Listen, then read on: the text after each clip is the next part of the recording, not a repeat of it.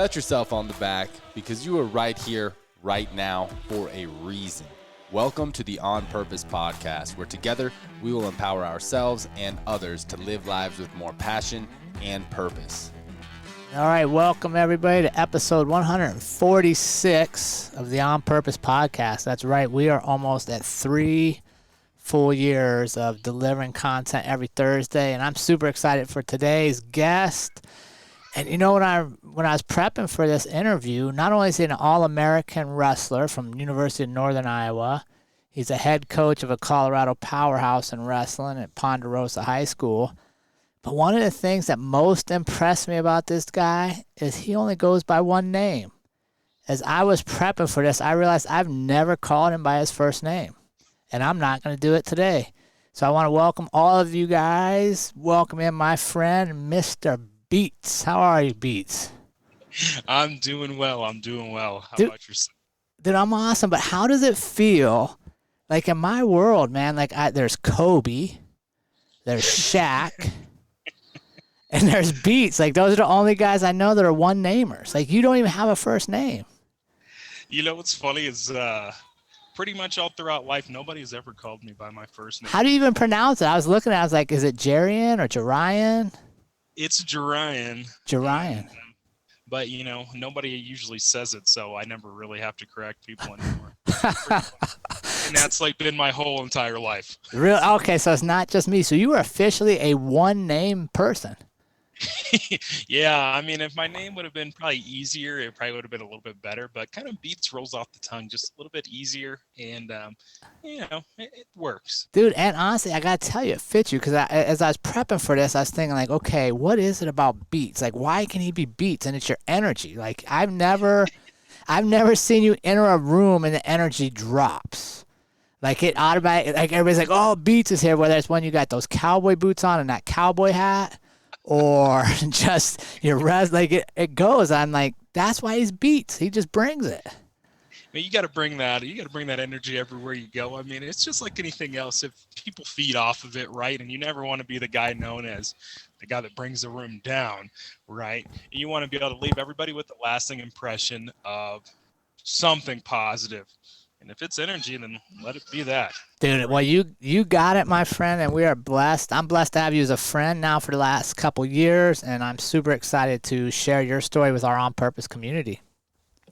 Yes, sir. Yes, sir. I'm glad to be here. But just like a good wrestling practice, Mr. Beets, we're going to have to, we don't just jump into 2-minute live goes. We're going to have to warm you up a little bit. So I got to get you loose here. So I need to know, and we need to know, Mr. Beets, you are stranded on an island and you get one food for the rest of your life.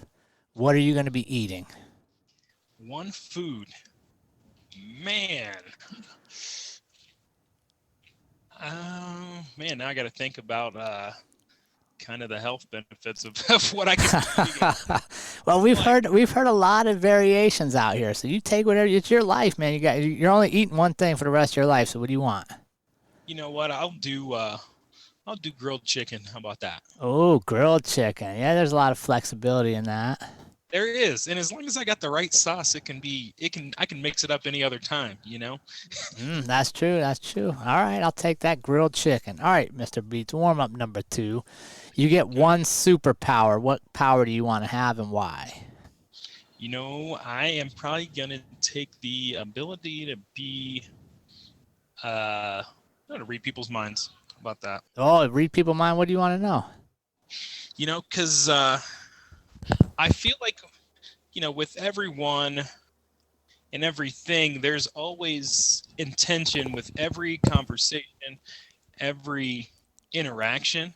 And you know, sometimes it takes longer to get to the point of a lot of different interactions when it could have been done probably earlier. I mean, for me anyway, I don't like to beat around the bush. I like to just get straight to it. So, you know, if I could read your mind and know exactly what you needed, I could always get you what you want. Oh, I love it. So you're going to read the mind to still serve the people. I love that one. Yes, sir. Yes, sir. All right. For the people. What about this one? All right. You get dinner with one person, either dead or alive. Who do you want to sit down with, and what do you want to learn from them? Oh man, you know what? In the presence of MLK Day, I think I'd want to sit down with MLK, Martin Luther King Jr. Yeah. What do you want to know about him? What do you want to learn from him? So resilient and adaptable. I just want to know how he was so resilient and adaptable to his environment, and what persevered him to realize that he can make the change. And it's kind of like faith, right? It's you're banking on something that doesn't have real or actual substance that you can see. Yeah. So you've got to bank on the faith that you're going to change the people's minds and get them somewhere that they didn't know that they could be. Yeah. No, I love it. That's fantastic. And a final warm-up question for you. What is your favorite book, and what are you currently reading? Ooh, favorite book, man. It'd probably be half. The last book I read was probably my book for my master's. It wasn't any leisure reading, but it was business. It was business, but at the same time, there's plenty of learning opportunities that you can learn through everything. Sure. Right. So, and even reading that is just trying to apply those types of principles to your life. Trying to be a better person and be able to set yourself up for success in the long run. Because in the game of life, you're not really given a handbook, and you got to pick up everything you can from everyone and everything. So that's what I do, and that's what I've done reading that book. Currently, I just started reading The Subtle Art of Not Giving an F-U-C-K, Yeah. if you will. Yeah.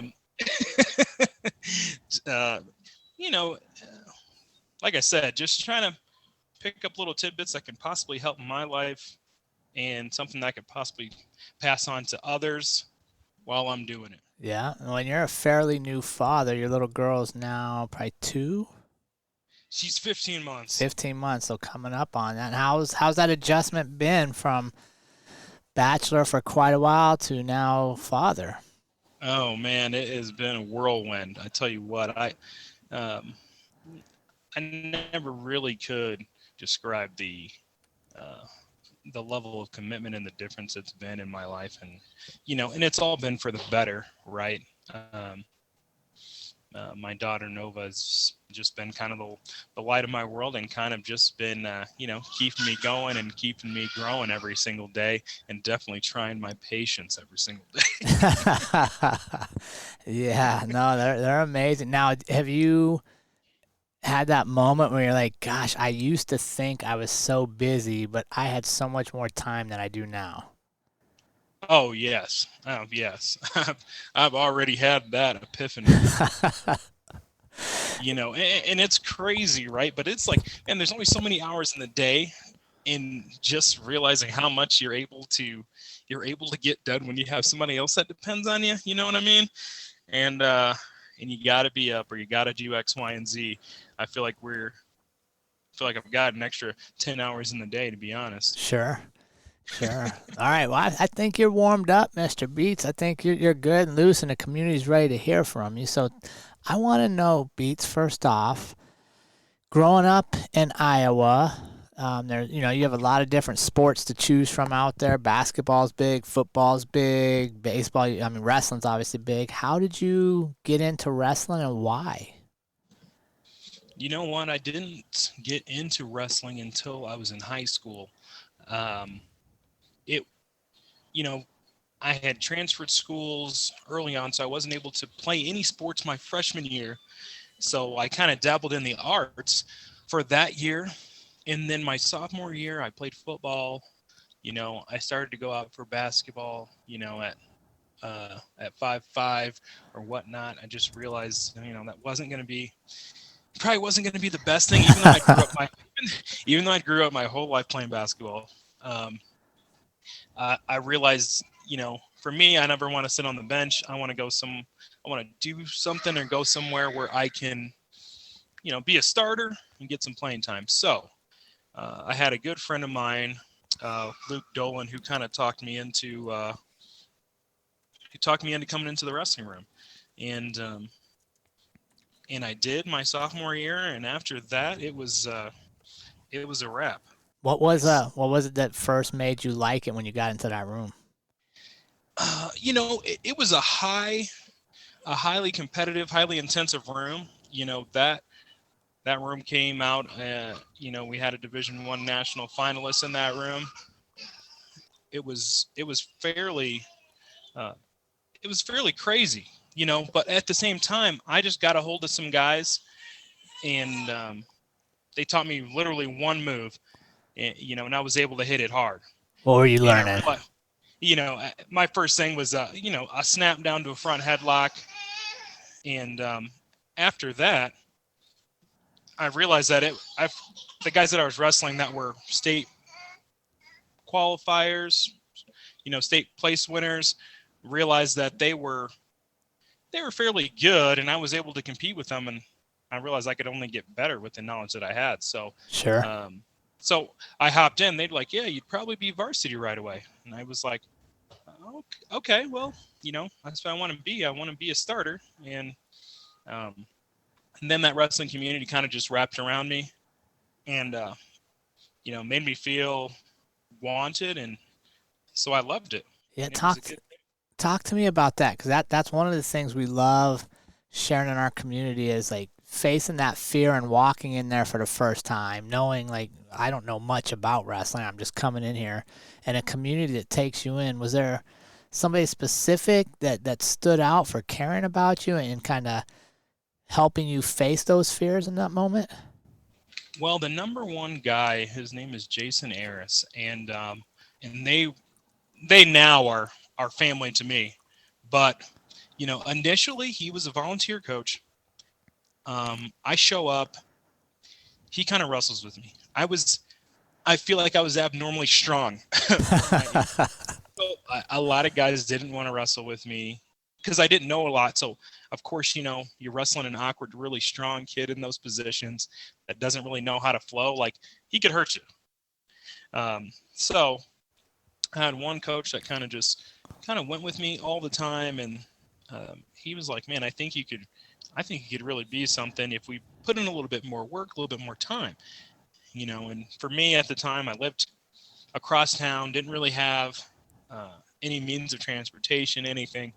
And, he's like, whatever you need to get here, to get to the tournaments, X, Y, and Z, I'll make sure that it happens. And this is a guy that had no idea who I am or didn't know anything about me, but went out on that limb.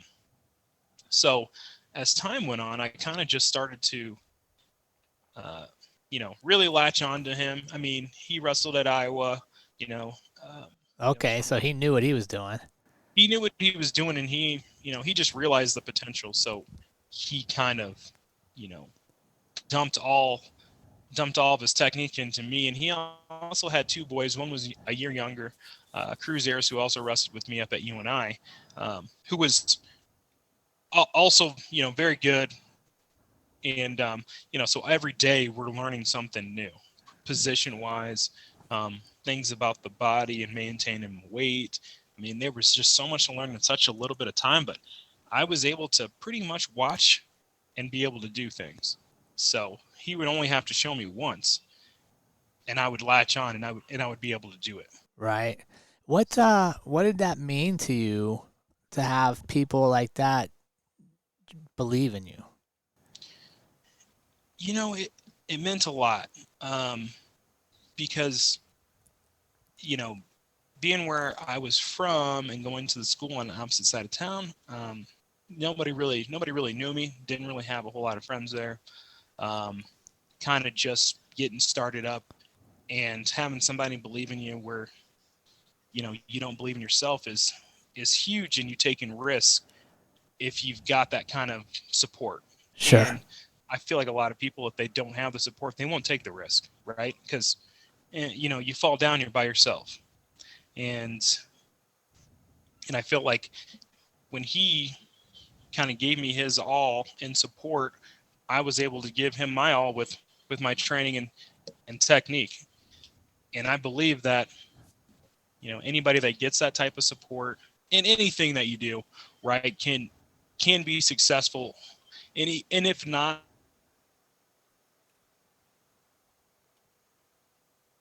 they gave it a 50% effort into anything, because when you got guys believing in you, you start believing more into yourself. Yeah, That's- absolutely. And that's where the difference was. Sure. That's amazing. Where's he at now? Do you still stay in touch? Yes. So after that year, I pretty much lived with them all throughout my high school, my high school career. And like I said, me and his son were really good friends. We went to the same college. We, obviously hung out all the time. So we spend holidays together. I go back for almost every other holiday, and we spend the holidays together. I still consider him one of my greatest mentors, him and his whole family. So yeah, we are so very close, and he's a firefighter, and Okay. so I kind of always looked up to him in that fact as well. Yeah. So yeah, he's doing good. Good. And what arts did you dabble in when you couldn't play sports that year? What were you messing around with? Man, I was in show choir, and yes. Singing. Yes. I love it. I was in choir.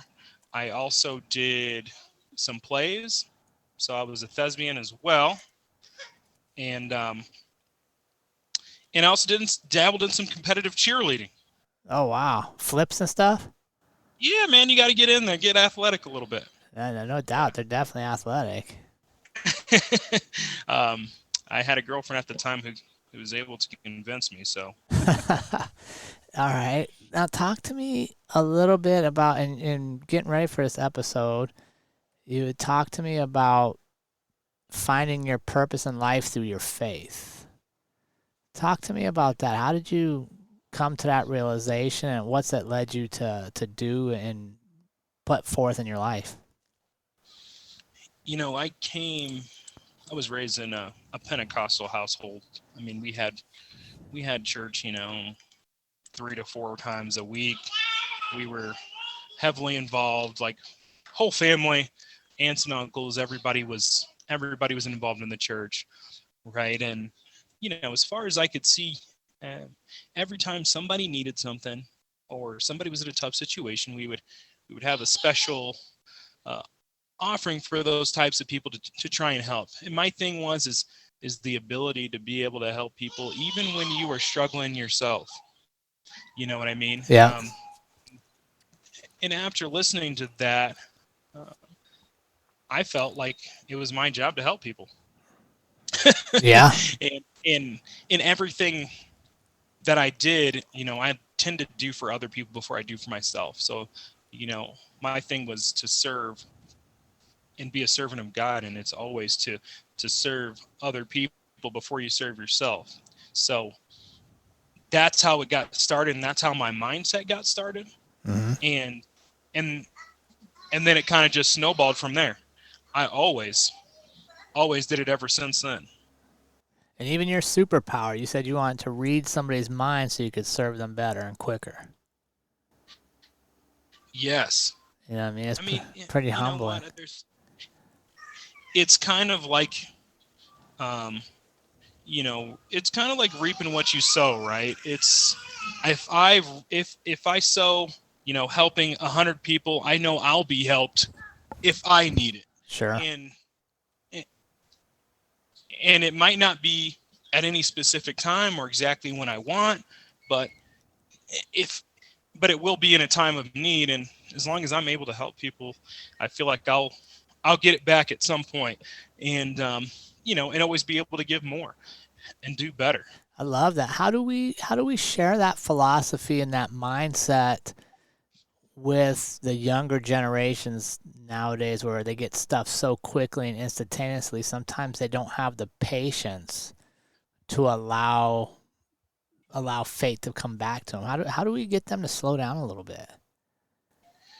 You know what? I feel like sports is a big contributor to that, because in sports, nothing comes quick. Nothing comes easy, right? You've got to put a lot of time into things in order to get in order to get that back, right? I need to hit that single leg 1,000 times before I'm able to hit it without thinking about it, and if I don't put in the work, I'll never see that. But I want to give guys like our kids an opportunity to do that as well. So, whether it's and fundraising is a huge deal too. So like for us, we have a pretty hefty budget every year of around 55 grand, right? Everybody could pay for themselves and not worry about the team and, kind of do their own thing, but we stress the family, the community factor, to get everybody to contribute to one goal in helping us as a team, and if you think about that in the same way you think about humanity and everybody, it'll kind of be the exact same thing, right? Yeah. So anything you can do to help better everybody, you're going to help yourself, and then it'll come back to you. And that's right? something you share with the kids you're coaching nowadays? Yes. Yeah. Yes, we've got to. Yeah, I love it. And how's that been? This is your first year as the official head coach all by yourself up there, right? You were an assistant prior to. Right. Yeah, it's been tough. Really? What's the hardest adjustment for you? Well, there's just a lot of paperwork, right? And and obviously having a newborn isn't going to be the easiest thing either. While you're doing a lot of traveling, and we do a lot of traveling. Yeah. And being there for your family at the same time, it's kind of tough. Yeah. And I got a question for you. As Mr. Beets the coach, what's something you've learned as a coach that you wish you'd have known as the athlete?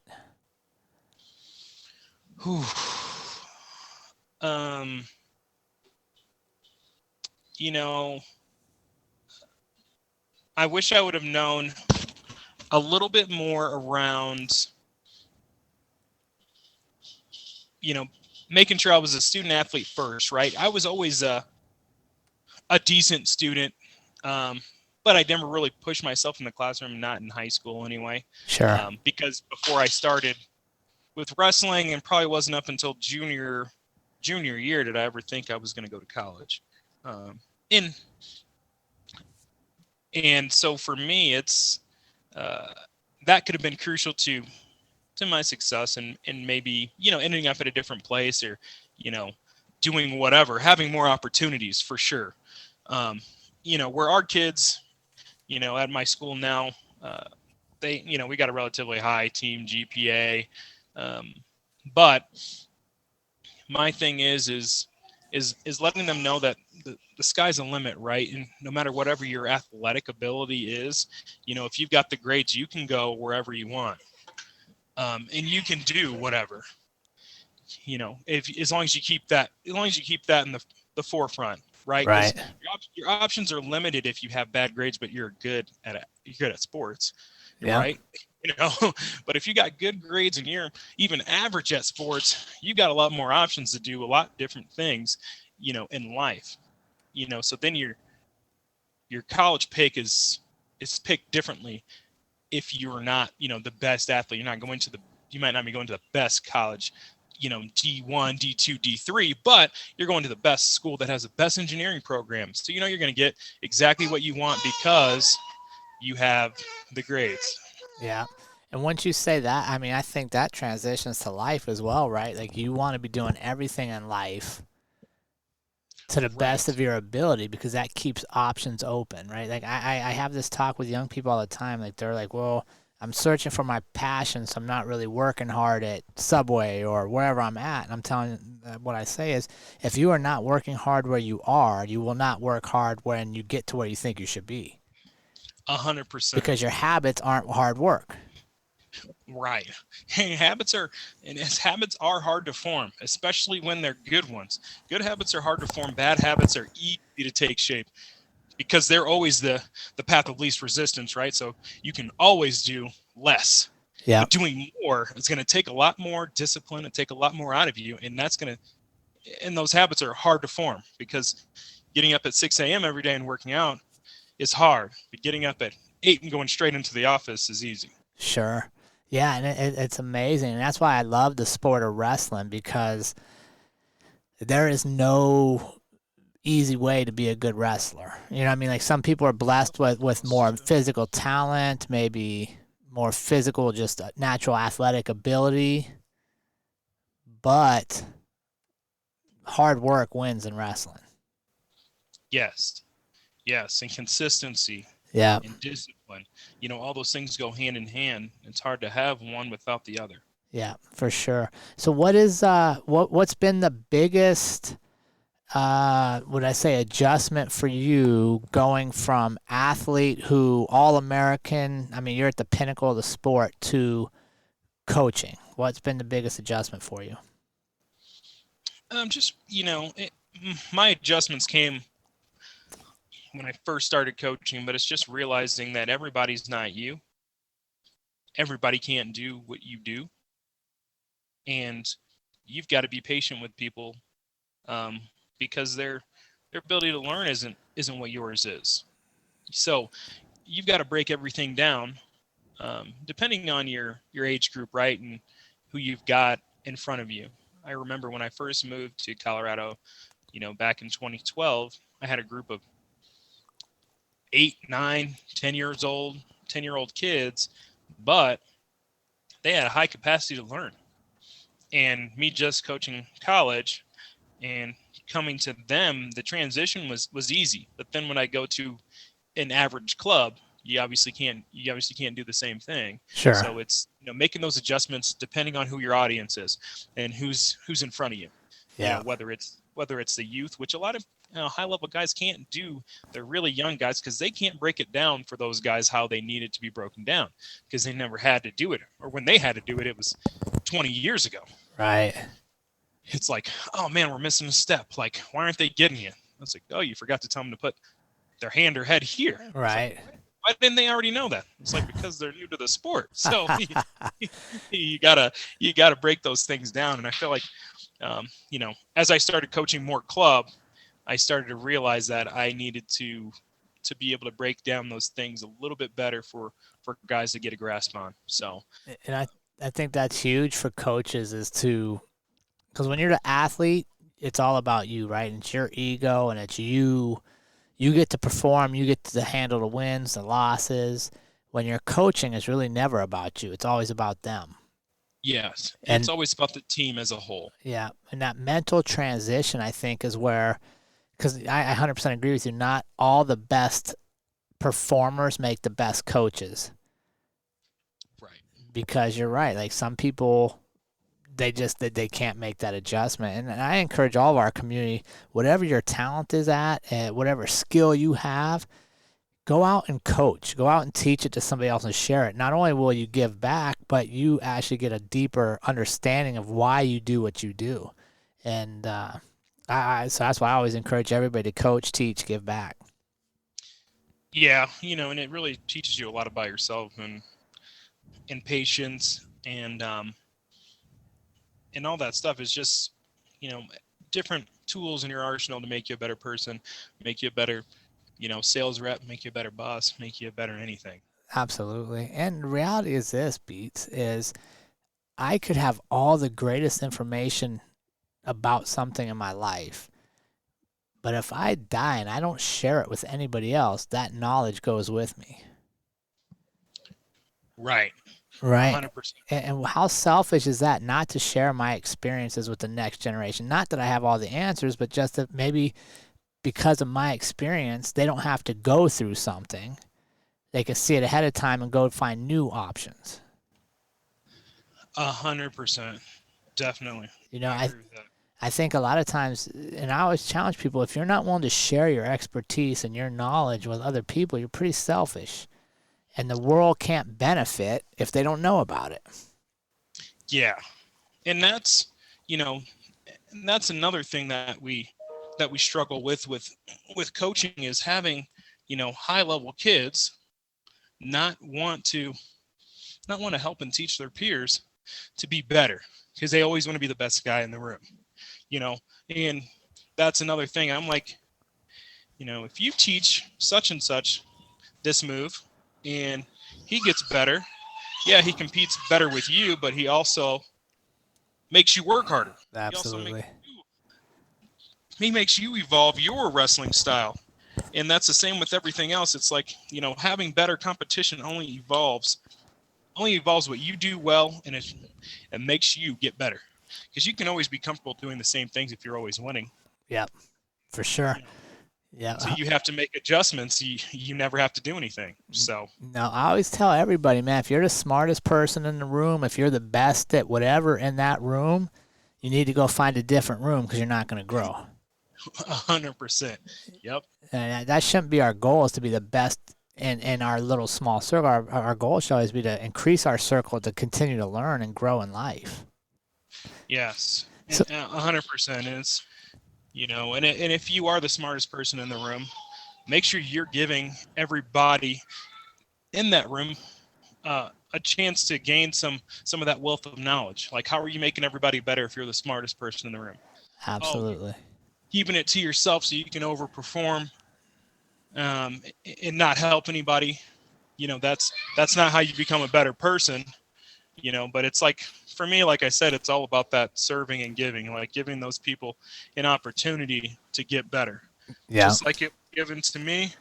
And, it can change your life. And whether or not you're a part of that person's life for forever, that you had a piece in making that person better. Right, absolutely. I know those people will be grateful for it. Well, look, even your story today, Beets, you go back to Jason. If Jason doesn't pull you in, doesn't tell you have potential in this sport, what happens? There's no telling, but I'm gonna definitely say I don't go to college. I don't get my bachelor's. I don't get my master's. And I never move out of the town in Iowa. Yeah. In I can see the finish line from the beginning there, if that's all I did. Sure. And thankfully we don't have to, because somebody invested their time into you, not expecting anything in return from them, but just knowing it was the right thing to do to help you out. Oh, yeah, and that's 100% true. And that's why I'll never, like I've said since I've moved to Colorado, I'll never not help a kid if he asks for it, no matter where he's from or what school he goes to. Yeah.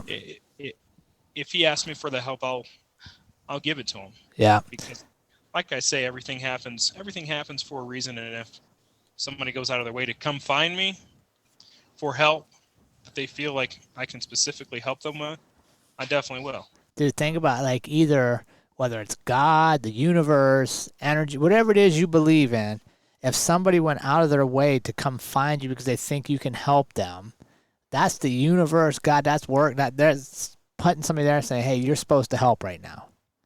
100%.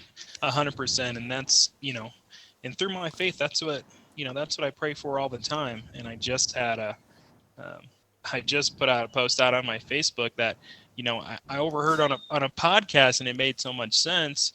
It was pray like it's up to God, but work like it's up to you. For sure. In everything that happens, I pray that people come find me for whatever. Dude, I love it. I love it. I want to shift gears on you real quick. I see you're involved with a nonprofit called Sammie Sunshine. Can you explain to our community what that is and how you got involved with it? Yes. So Sammie was a young girl who was the daughter of one of my best friends, and was, the little sister of one of my best athletes, who died in a car accident due to not wearing her seatbelt. She's young, she's 14. It kind of took us obviously took us by surprise, kind of shifted everyone's life around here. My best friend's wife, Sammie's mother, decided to, make a foundation to be able to help people go through what she did, to help them navigate through life. Whether, we're helping you with funeral costs, we're helping you with tombstones, we're giving you grief counseling, or we're just running you food, every day while you try and get through the toughest time of your life. So, when she asked me to be on that, board of directors for a nonprofit,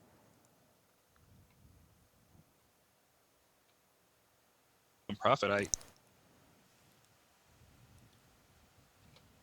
reaching out to people, all across the country, and in helping them through, like I said, in one of the toughest times of their lives, but also the kind of people I know that the Schultzes are.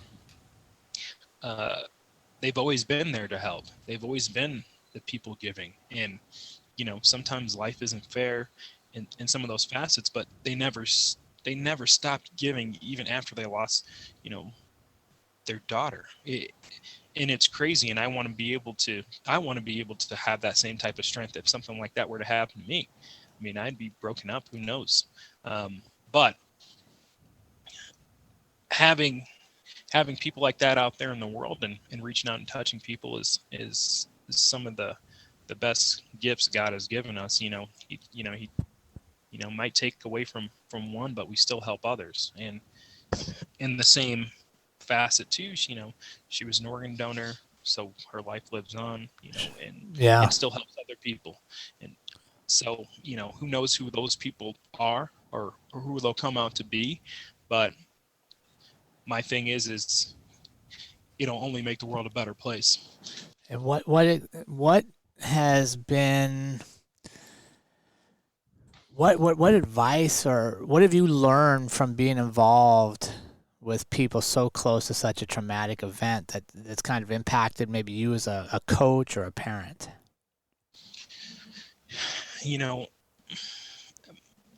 It's hard to say. There's kind of just been so many things, but everybody thinks that these types of things don't happen or haven't happened to anybody they know. But once it happens to you, then it's all of a sudden in the forefront. And I know that people would want and need that help. So you got to, for me, it's like you got to build that community around you, of being a person that gives, being a person that's there for people, and people will always be there for you in your toughest times. And that's another reason why we do what we do. It's hard to be by yourself and lose someone like that, or just not have the support system. Like, I'm not from Colorado. Like, if something were to happen to me, who would be there? Your parents are, your parents are 12 hours away. You need that community to be able to rally around you and support you, and to keep you going when you don't want to. And that's the biggest thing that, that's the biggest thing for me, is building that community piece. And even with my kids now, we had a kid this year that was involved in a tragic accident of one of his good friends, died in a car accident too. Yeah. Where, he drops out of practice, we don't see him, we're all trying to reach out to find out what we can do to help, because nobody should have to go through anything like that alone, especially as a child. Yeah. Now you said something earlier, Beets, that I think would be good for our community here, and that is, how do you, a natural reaction in a tragedy sometimes to just go inward and kind of shut out the outside world, and you guys through Sammie's Sunshine are trying to get back into the world. How do you get somebody to open back up in that time when a natural inclination is to go inward?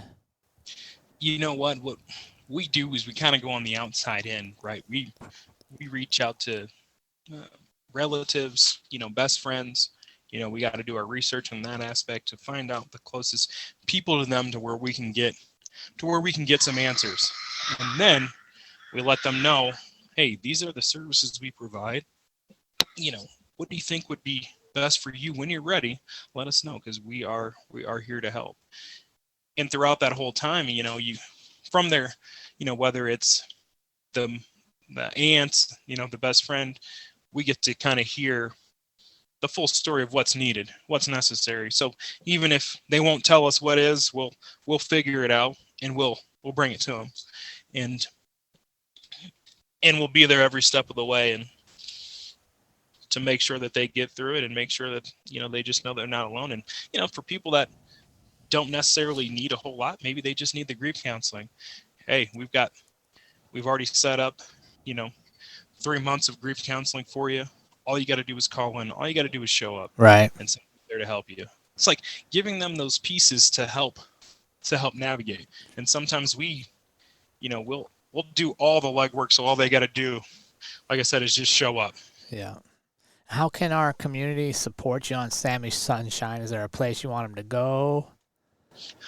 They can go to either our Facebook, our Instagram at Sammie Sunshine Foundation, on Instagram, or Facebook at Sammie Sunshine Offering a Ray of Hope. Okay. We have fundraisers all the time, and there's plenty of ways to donate. We are obviously a nonprofit, and whether it's we have big fundraisers and big auctions. Whether it's memorabilia, or you own a business and you would like to donate whatever it is that you do, and we can auction it off. And anything helps, because obviously these types of situations happen far too often, and you can never have enough to be able to help everybody. So as much as we can raise and as much as we can give back, we want to. Yeah. And the community in Parker, where we had our first fundraiser, was super generous with helping us through a lot of that, where we were able to raise over $50,000 to help tons of families navigate their life. So, man, thank you so much for doing that and for sharing that with our community. Those of you following on Instagram and stuff, you can find their page off of our page as well, and it's Sammie with Sammie, I believe, not a Y, right? Yes, Sammie. All right. Well, we thank you. I want to, before we wrap up, man, you had some pretty good keys that you believe our listeners could use to help create their best life, and I'd like to just spend a few minutes going through those if you got time, Mr. Beets. Yes. My number one was bet on yourself. And where that kind of came from was when I went to college. I walked on to the University of Northern Iowa. I didn't have a scholarship. Like I said, I wasn't planning on going. But I had to dig down deep, had a little sabbatical, and had to bet on myself to get there, get a scholarship, become an All-American, and achieve my goals. So if you believe and you've got the support, like we said before, bet on yourself 100% of the time, whether it's starting a business or whatever, you can do it. You can do it. Nice. I didn't realize you were a walk-on, so you went from a walk-on to All-American. Yeah. You know what? I had a decent career all the way through high school, not knowing a whole lot, but, messing up my senior year, not winning the state title like I was supposed to, lost a lot of interest that I had. So then I had to bet on myself to get it back. It's like, these things happen because of you.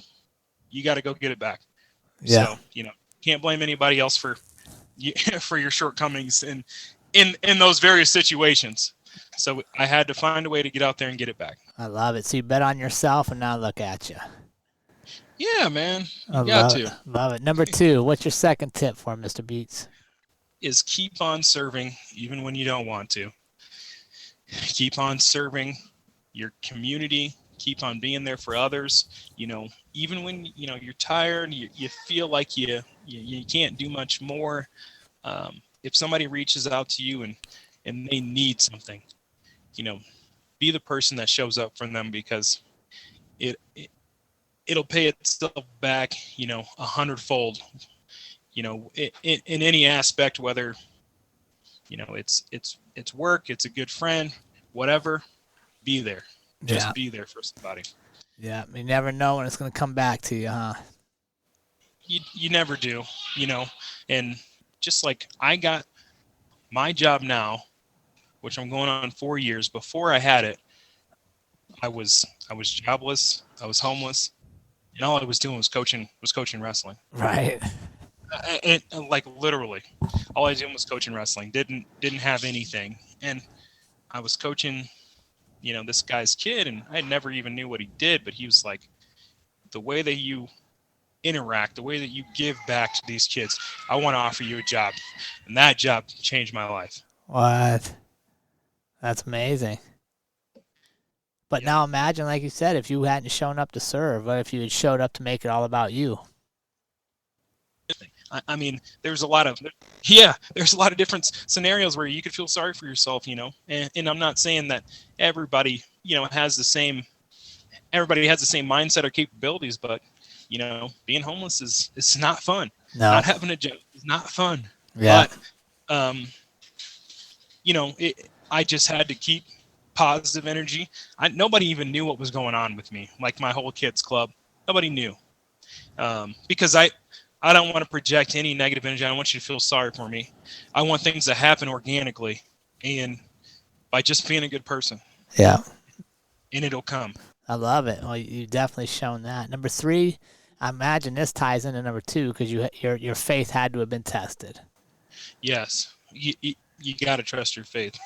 Like I said, you got to pray like it's up to God, but you got to keep working like it's up to you. I love that. And then what's the last one you got for him, Mr. Beets? Is never give up. Never give up in any scenario. I've just learned too many times that giving up is just too easy. I could have easily gave up, not gone to college. Could easily gave up when I'm going through a rough patch in life. But I keep my head up and keep moving forward with positive energy, and good things will happen. Brother, we are so blessed to have had you on the show this week, and there's so much good information for our community. I want to thank you for taking the time out of your day to share with us. And where can our community follow along on your journey? Yes, I appreciate it. Thank you for having me, and it was awesome. Well, we love it, man. Thank you so much for joining us. You have a great rest of your day. On Purpose Community, we'll see you next week. And remember, team, life is far too short to live any other way than on purpose. We will see you all again next week.